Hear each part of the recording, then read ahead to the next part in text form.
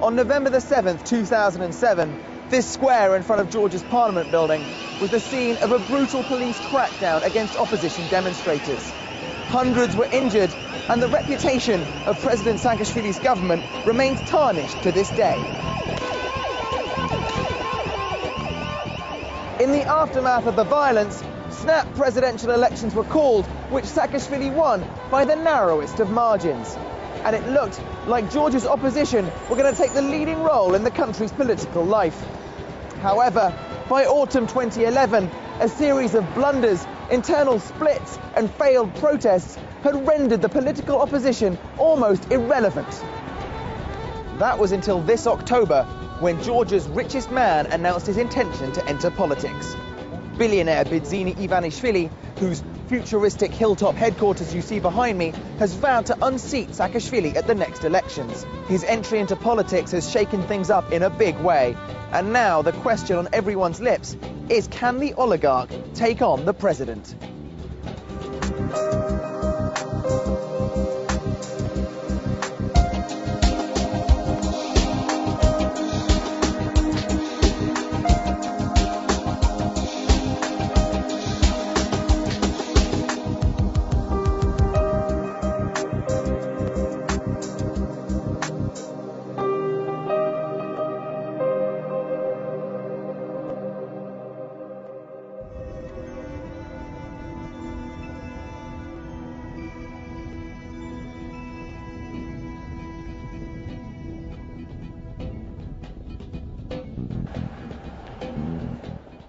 This is the great hope of the Georgian opposition.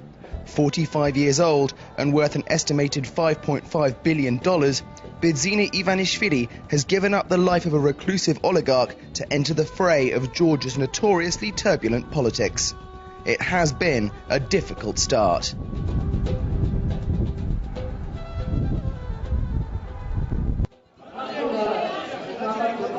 Chaotic scenes at Ivanishvili's first ever press conference. Less than a month after his political debut, and things are already complicated. Ivanishvili, who's been a Russian citizen since 1991, revealed that after he was awarded Georgian citizenship by the present government in 2004, he also received French citizenship. This is a breach of the country's laws, and he's now been stripped of his Georgian passport, making him ineligible to stand for office, found or fund a party.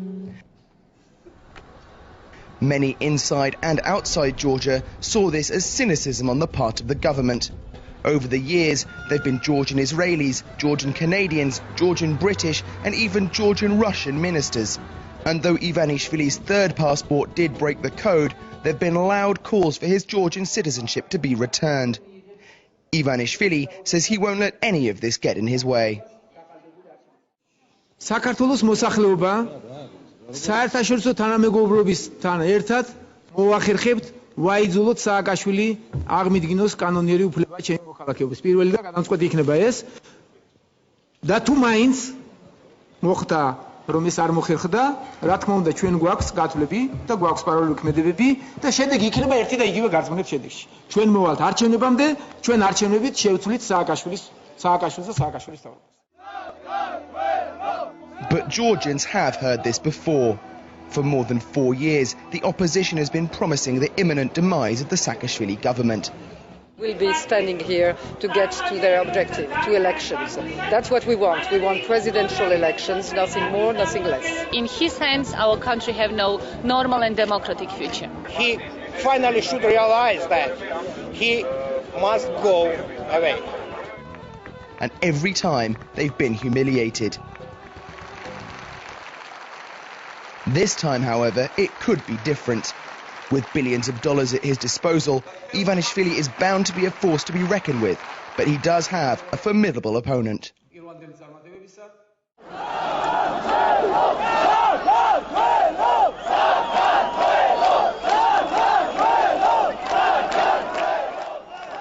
Eight years ago, President Saakashvili was swept to power in the non-violent Rose Revolution, an event which people in Georgia hoped would usher in an era of prosperity and stability and end the chaos that had engulfed the country since it became independent in 1991. Saakashvili and his team of young Western-educated reformers were fated by the West. We were very peaceful, no police stopped us, no, we didn't use violence, we were with our hands up to show that we don't have arms, and they let us in. And Georgia was famously described as a beacon of democracy by none other than George W. Bush. That's what I like about the president. He speaks his mind. If he's got something on his mind, he'll tell you.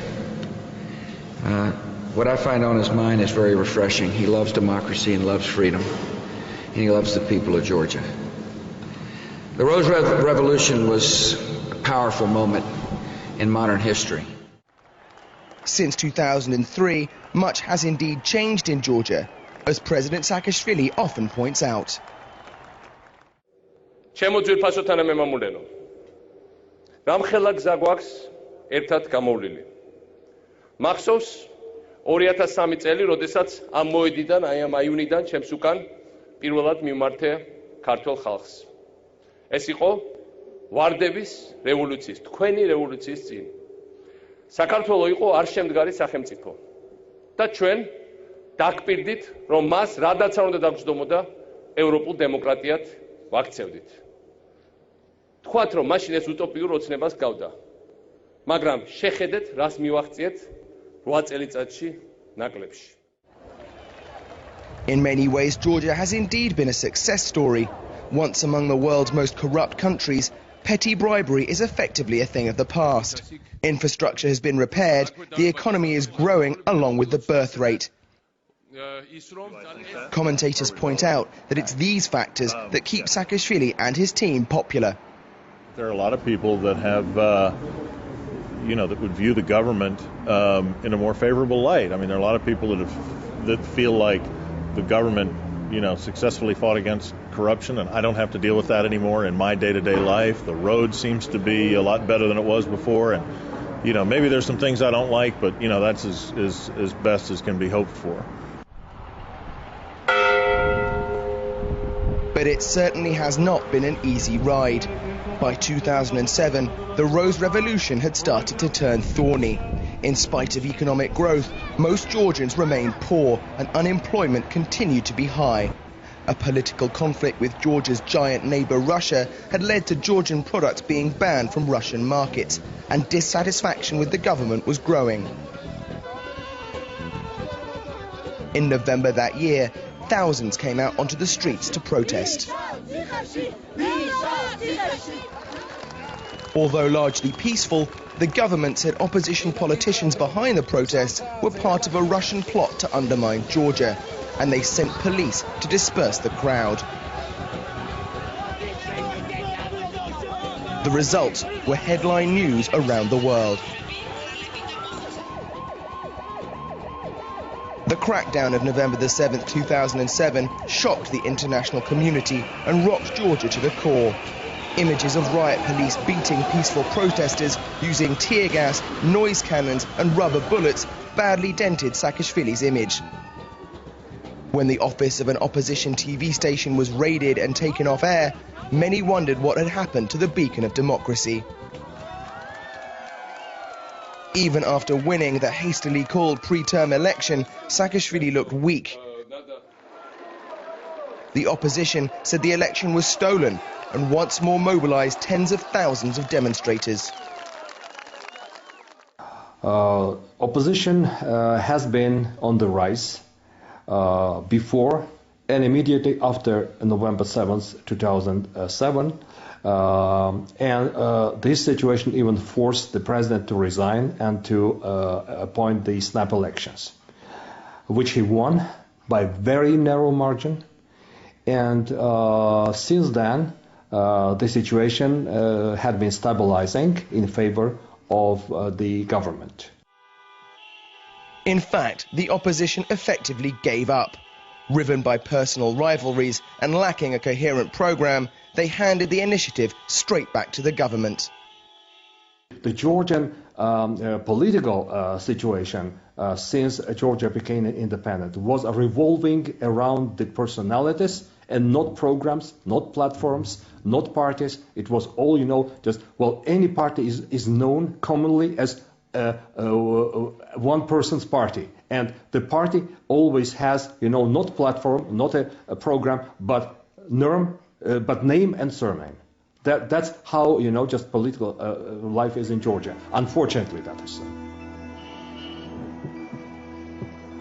After Georgia's disastrous war with Russia, a war some blamed on President Saakashvili, the opposition decided to act once more.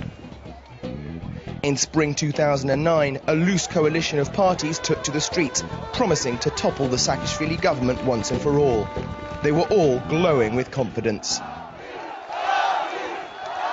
We sent him our main message of his resignation, and we are waiting the concrete answer about this mission. I think this country is already living by itself, and Saakashvili is already not governing the country. So one of these days, a de facto has to become the de jure. The only solution to this problem is resignation of Mr. Saakashvili. But Saakashvili did not resign. The answer is no. And it has always been no, because that's how it is under the Constitution. We are a country with rule of law.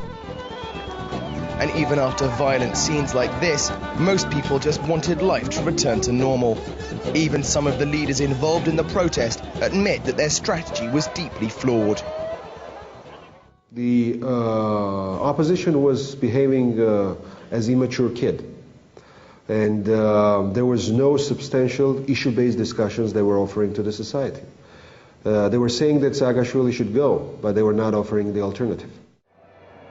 The opposition support slowly ebbed, leaving Saakashvili and his team the preeminent force in the country. No matter what his critics may say, there are good reasons why President Saakashvili, almost 8 years after coming to power, retains approval ratings of well over 50%. It's easy to forget, but back in 2003, Georgia was almost a failed state. Even basic things like electricity had to be rationed, sometimes for just a few hours a day. As you can see, that's no longer a problem. Saakashvili eliminated petty corruption and allowed the economy to grow. Last year, it grew 6%. Shiny new projects like this new bridge are springing up all over the country. Another issue is safety. Tbilisi used to be a city notorious for its crime. Robbery, kidnapping and murder were commonplace. But today, it ranks among the safest cities in the world. And people here are free to enjoy it. Saakashvili has also proved adept at co-opting some opposition parties. After the full-scale failure of street protests, the government persuaded less radical groups to sit round the table. Some say this process is more about form than substance. The government has been very talented at setting up councils or groups or committees or working groups that will sort of, suck down all of the talent and time of these, tiny little parties. And, it's forums in which demagogues, have an opportunity to sort of shoot their mouth off. And in the end, none of them have really come to anything. But some parties are more influential than others. The Christian Democratic Movement is the most popular opposition party in the country. But its critics, Ivanishvili among them, allege the party is just government-backed pocket opposition. They say at least they're getting stuff done. Here in the Georgian parliament, there are 150 MPs, but just 19 of them belong to opposition parties. The leader of the biggest of those parties is sometimes dismissed as a government stooge, but he says he's helping to transform Georgian politics for the better. Georgi Targamadze and his party have come in for heavy criticism from Ivanishvili, who calls them a pseudo-opposition. For his part, Targamadze says Ivanishvili is just playing a political game. To have some the real success, he needs the polarized political situation in Georgia, when will be the Saakashvili, the black and the white of Ivanishvili. That's understandable by political technology, but that's unacceptable in the interest of development of Georgia's political system, Georgia's democracy, and to create the real balanced politics in Georgia, which positively influence on economics, on social sphere, and any other development. Experts, even those often sympathetic to the opposition, agree that much remains to be discovered about what Ivanishvili actually has planned and what his strategy will be. Bidzina Ivanishvili has big money, and big things can be done with this money. People see this, and they hope appeared that it might be done for good. On the other hand, we still have to learn what is he thinking about the country's future. What is his political program? How is he going to change the country? He wants to change, but how? In what direction? And what kind of a state and what kind of country does he see in his vision when he will come to power? Indeed, there is much that is mysterious about Ivanishvili. Before this year, he'd given only one interview and never appeared on TV. In spite of being the biggest philanthropist in Georgia, his face was completely unknown and he was never seen in public.